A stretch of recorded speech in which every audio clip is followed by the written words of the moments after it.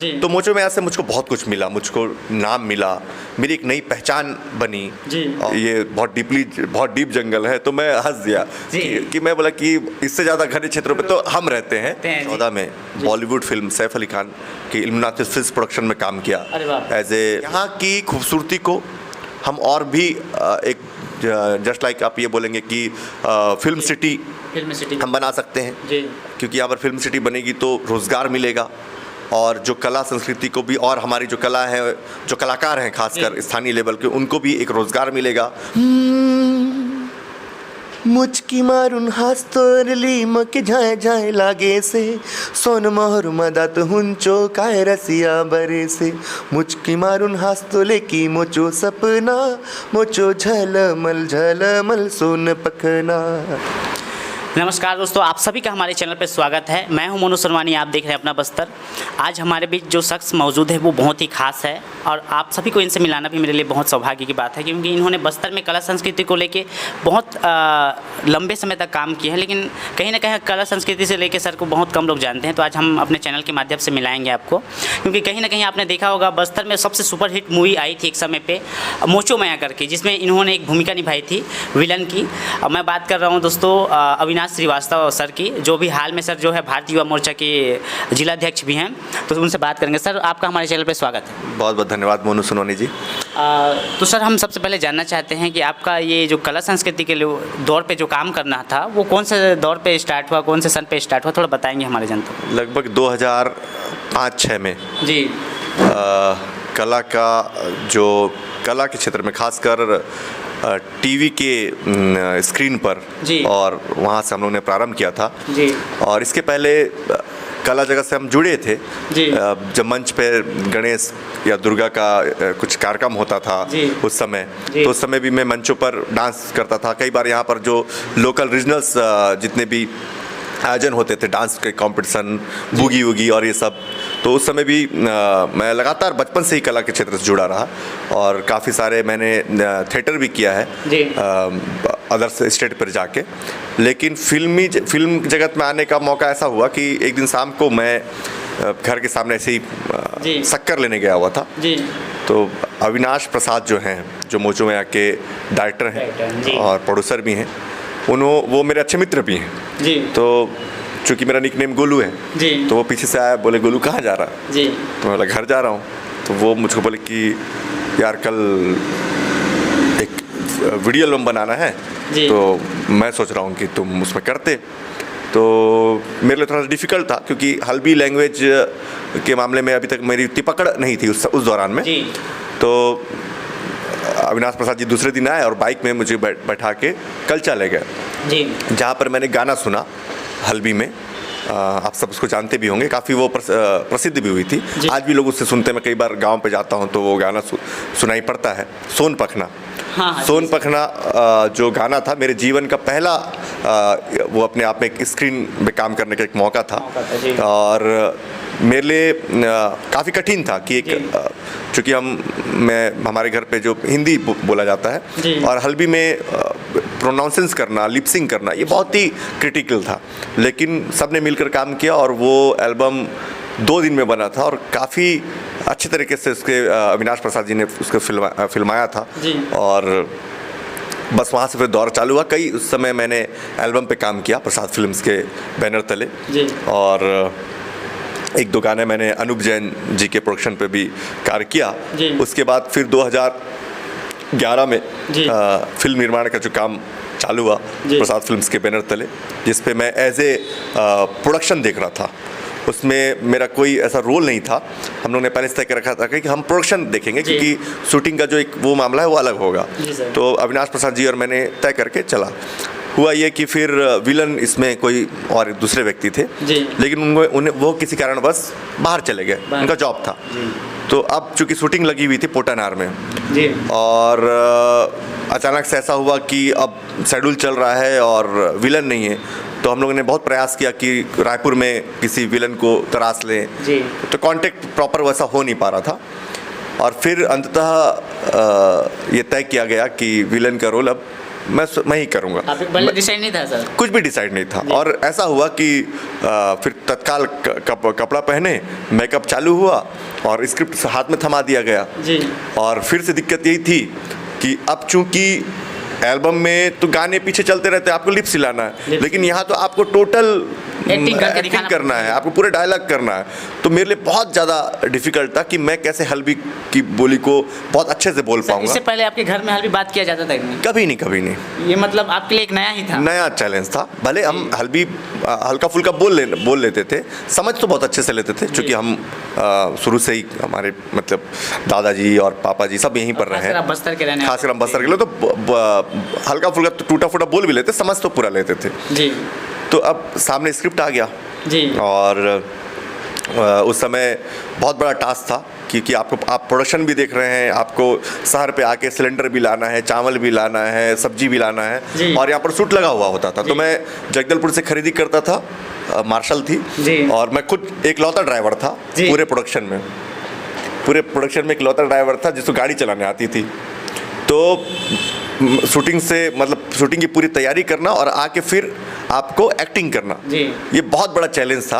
और फिर हम लोग ने प्रयास किया और पूरी टीम ने, मोचो में एक इंटायर टीम ने बहुत अच्छे से मैनेज किया और उस मूवी को हम सबके अथक प्रयास से जिस प्रकार से सफलता मिली, ये बहुत ही मतलब आज मैं उस समय को याद करता हूँ तो बहुत खुशी होती है। और वो दौर जो है जिसमें हम सब ने मिलकर मेहनत किया था, वो अपने आप में बहुत तो सर इसमें मैं कुछ और बातें जानना चाहता हूँ कि जो मोचो में फिल्म आपकी रिलीज हुई, उसके बाद आपका जो एक पहचान जो आपको मिलना चाहिए था वो मिल पाया कि नहीं आपको? मोचो में से मुझको जो मिला, शायद वो मेरे लिए जीवन की शुरुआती दौर पर जब हम मेहनत करना मतलब अपने आप की लाइफ को आप आगे देखते हैं, तो मोचो में से मुझको बहुत कुछ मिला, मुझको नाम मिला, मेरी एक नई पहचान बनी। और जब मैं कहीं अगर चूँकि उस समय मैं लगभग पॉलिटिक्स में भी था, पार्टी की Bharatiya Janata party youth wing में। आई थिंक जो मोचो में मूवी आई थी वो कौन से सन में आई थी? 2012। 2012 में आप पॉलिटिकल में जुड़े हुए थे? हाँ, 2012 में पॉलिटिक्स में था। उस समय मैं यूथ विंग का जिले का महामंत्री था। तो उस समय भी मैं पॉलिटिक्स और इसको दोनों को मैनेज कर रहा था, लेकिन चूंकि मैं लंबा समय लगभग 8-9 महीना हम लोगों ने मोचो में आपको दिया था जी। तो पॉलिटिक्स में मैं था, लेकिन उतना ज़्यादा मेरा मतलब वो नहीं था, क्योंकि दोनों बैलेंस चलता था जी। हाँ, लेकिन जितना मोचो में से एक्चुअली मैं आपको ये करना चाहूँ, कला जगत से मुझको राजनीतिक जीवन में बहुत उसका फ़ायदा मिला। कहते हैं कि आप कोई कर्म करो तो उसका फल एक ना एक दिन जरूर मिलता है। तो कला जगत से मुझको लोग पहचानते थे, और जब मैं कभी पॉलिटिकल कामों से जाता था या चुनाव प्रचार में जाता था तो लोग बोलते थे अरे वो मोचो में आके विलन में है, या हमने आपको वो गाना देखा है। तो बहुत अच्छा लगता था कि लोग मुझको एक पहचानते हैं, मेरी एक आइडेंटिटी है। तो आज जो मैं राजनीति में भी हूँ, तो जो मुझको एक बड़ा प्लेटफॉर्म मिला वो कला जगत से मिला जी। तो सर आज भी आप कहीं जाते हो तो सबसे पहले आपको एक भारतीय जनता पार्टी के युवा अध्यक्ष के एक बहुत बड़ा आप चेहरा हो, कहीं कहीं यंग चेहरा हो, और बस खासकर ये भारतीय जनता पार्टी के लिए मेरे ख्याल से सबसे खास चेहरा आपका मायने रखता है, क्योंकि आप एक ऐसे ज़मीन से जुड़े हुए इंसान हो जो सभी के लिए एक प्रियजनक हो। तो कहीं ना कहीं सर जब आप पहली बार पॉलिटिक्स में आए भारतीय जनता पार्टी में, तो क्या भारतीय जनता पार्टी के जितने सदस्य थे वो आपको पहले से जानते थे कि जो अविनाश भी है वो आगे से जो कला संस्कृति से जुड़े इंसान हैं? हाँ, लगभग मुझको लोग जानते थे कि मैं फिल्मी दुनिया से हूँ और काफ़ी सारे एल्बम बनाया हूँ। इसके अलावा मैं खेल जगत से भी जुड़ा रहा। मैंने एक लंबे समय तक क्रिकेट भी खेला जी। और तो जो मेरी एक्टिविटीज़ थी पॉलिटिक्स के अलावा, वो एक्टिविटीज़ जो अदर एक्टिविटीज़ का भी लाभ मुझको राजनीतिक जीवन में बहुत ज़्यादा मिला, और आज भी मिल रहा है। लोग आज भी ऐसे लोग हैं जो मुझको एज ए जो हीरो देखे हैं या जो विलन देखे तो बोलते कि अरे भैया आप तो मोचो में दिखे थे या है। तो आपकी पहचान जो चीज़ है, वो जो आपका जो बेस था, वो पहचान कभी मिट नहीं सकती। जी सर। तो सर मोचो मैया के साथ आपका कहीं और कुछ काम या प्रोजेक्ट था जो आप बताना चाहोगे, जो हमारी जनता नहीं जानते हैं, मतलब कला संस्कृति में? देखिए, मोचो मैया के अलावा मैंने 2014 में बॉलीवुड फिल्म सैफ अली खान की इल्यूमिनाती फिल्म्स प्रोडक्शन में काम किया एज ये सरप्राइज बात थी हमारी लाइन प्रोडक्शन। और मैं प्रोडक्शन यहाँ पर भी आई थी, हम लोग ने यहाँ पर भी काफ़ी सारे फिल्मांकन किया। इसके अलावा फिर मैं बॉम्बे गया जी, फिर बॉम्बे में प्रोडक्शन के साथ में था, उनके साथ भी काफ़ी सारे हम लोगों ने काम किया।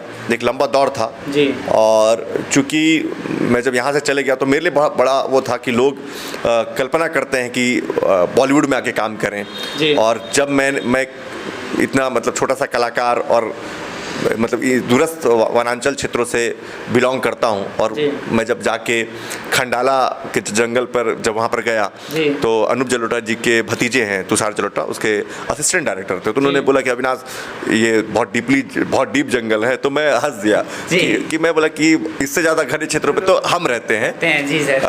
तो बहुत अच्छा अनुभव था, बहुत अच्छा फील हो रहा था वो समय कि सोचता था कि यार बॉलीवुड के लोग पहुंचने के लिए लोग कितना अथक प्रयास करते हैं।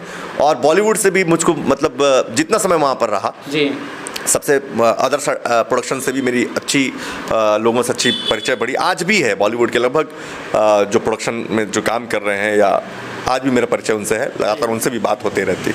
तो सर हम आगे आपसे एक बात और जानना चाहते हैं। अब हम आते हैं एक मुद्दे पे जो राजनीति का है। तो सर जब आपकी सरकार आ जाएगी, आप कुछ सत्ता में रहोगे उस वक्त में, तो आप कला संस्कृति को आगे जाकर कुछ महत्व देना चाहते हो नहीं अपने साइड से? बिल्कुल, मेरे ये जहन में है कि मैं जानना चाहता हूँ सर, आप कला संस्कृति को लेकर बस्तर में कुछ नया सोचे हो अपने मन से, तो थोड़ा कुछ बता सकते हैं? देखिए, चूँकि मैं कला और बस्तर की संस्कृति को खासकर जी बहुत अच्छे से जानता हूँ, और जब हमारी सरकार आएगी जी तो मेरी ये पहली प्राथमिकता रहेगी कि कला संस्कृति पर जो कलाकार हैं उनको एक अच्छा मंच प्रदान हो जी। और बस्तर चूँकि छत्तीसगढ़ का पर्यटन की दृष्टि से हम बस्तर को राजधानी मानते हैं, यहाँ लोकेशन की कमी नहीं है। जब बॉलीवुड के लोग यहाँ पर जब आए थे, और आते भी हैं, अब आंध्रा से भी आते हैं और काफ़ी लोग आते हैं, तो यहाँ की जो खूबसूरती है उससे बहुत ज़्यादा प्रभावित होते हैं। तो हमारी ये पहली प्राथमिकता रहेगी कि यहाँ की खूबसूरती को हम और भी एक जस्ट लाइक आप ये बोलेंगे कि फिल्म सिटी हम बना सकते हैं, क्योंकि यहाँ पर फिल्म सिटी बनेगी तो रोज़गार मिलेगा, और जो कला संस्कृति को भी, और हमारी जो कला है, जो कलाकार हैं खासकर स्थानीय लेवल के, उनको भी एक रोज़गार मिलेगा, उनको भी एक नया प्लेटफॉर्म मिलेगा, और मतलब एक बहुत अच्छा प्लेटफॉर्म बन जाए। ये हमारी सरकार आने के बाद में हम ये अपने आप से बहुत बड़ा प्रयास करने वाले हैं जी। सर आने वाला 2023 और 24 में क्या लगता है कि आपका सरकार बनने वाला है? देखिए, 2023 में लगता नहीं, अब बिल्कुल लगता है, क्योंकि ये जो शब्द मैं बोल रहा हूँ जी, जो जनता आज 4 साल में जी जो कांग्रेस की सरकार के कामों को देख रही है, जो कांग्रेस के पार्टी के लोगों ने जो वादा किया था, वो वादा अब तक पूरा नहीं हुआ है। अभी हम इस एक जो जीवंत मुद्दा है बिजली बिल को लेकर, हम लगातार आंदोलन कर रहे हैं कि बिजली बिल हाफ करने का इन्होंने बात किया था, है ना, युवाओं को रोज़गार देने का बात किया था, युवाओं को बेरोजगारी भत्ता देने का बात किया था, किसानों को एक धान लेने का वादा किया था, है ना। तो ये आप महिला सुरक्षा की बात कर लें, है ना, और जो डेली वेजेस के कर्मचारी हैं उनको परमानेंट करने की बात, बहुत सारी इन्होंने वादा किया था, लेकिन आज एक भी वादा इस कांग्रेस की सरकार में पूरी नहीं हुई है। इसको लेकर जन आक्रोश है, इसलिए मैं उस जन आक्रोश को देखते हुए पूर्ण रूप से विश्वास कर सकता हूं कि आने वाले समय में भारतीय जनता पार्टी को इस छत्तीसगढ़ की जनता प्रचंड बहुमत से विजय बनाकर पुनः सत्ता में वो करेगी। और भारतीय जनता पार्टी सत्ता में आने के लिए काम नहीं करती है। भारतीय जनता पार्टी का एक मकसद है कि सत्ता एक जन सेवा करने का माध्यम है, लेकिन कांग्रेस का है कि सत्ता आर्थिक उपार्जन का एक मामला होता है। ये दोनों के कामों में बहुत डिफरेंट है। तो वापस जो हमने 15 साल में जो छत्तीसगढ़ की वो भारत के नक्शे पर एक विकासशील राज्य के रूप में स्थापित किया था, वो कहीं ना कहीं 4 साल में वो जो नाम है, वो स्थिति कहीं ना कहीं इन 4 सालों में कांग्रेस की सरकार में गर्त पे गई है। आने वाले समय में फिर से जन सेवा करने का यह जनता हमको मौका देगी और हम फिर से जनता की सेवा पे काम करेंगे। जी धन्यवाद सर। तो हम तो राजनीति और कला से जुड़े बहुत सारे बात आपसे कर लिए सर। कुछ आपके दिल के करीब आप कभी गाना गाते होंगे सर? गाना कभी ऐसा होता है, अब तो मौका नहीं मिलता। कुछ गाना आप गुनगुना के हमारी जनता को अब दिखा सकते हो सर? क्योंकि लोग सोचते हैं कि अविनाश भैया तो ये विलन के साथ साथ बतौर बहुत सारे एक्टिंग में और प्रोडक्शन हाउस में आप काम कर चुके, तो आई थिंक आपको कुछ ना कुछ बस्तर के रिलेटेड हल्बी गाना आता होगा। हल्बी गाना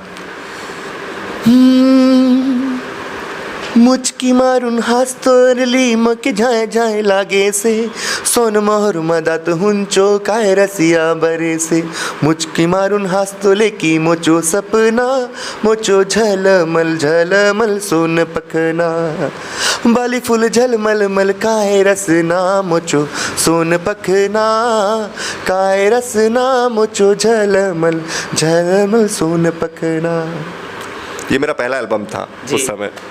बहुत ही अच्छा सर, आपकी आवाज़ भी अच्छा था सर। आप आगे जाके कुछ कला संस्कृति में काम करना चाहते हो या आपकी सफ़र बस यहीं तक था, आगे से राजनीतिक का दौर है? नहीं, देखिए शौक जो होता है ना, जो विशुद्ध रूप से जो कलाकार होता है जी, वो कला जो है वो हमेशा साथ में चलती है। चाहे आप अपने इस भविष्य को लेकर आप शीर्ष स्थान पर हों, लेकिन आज भी मेरे अंदर कला है जी।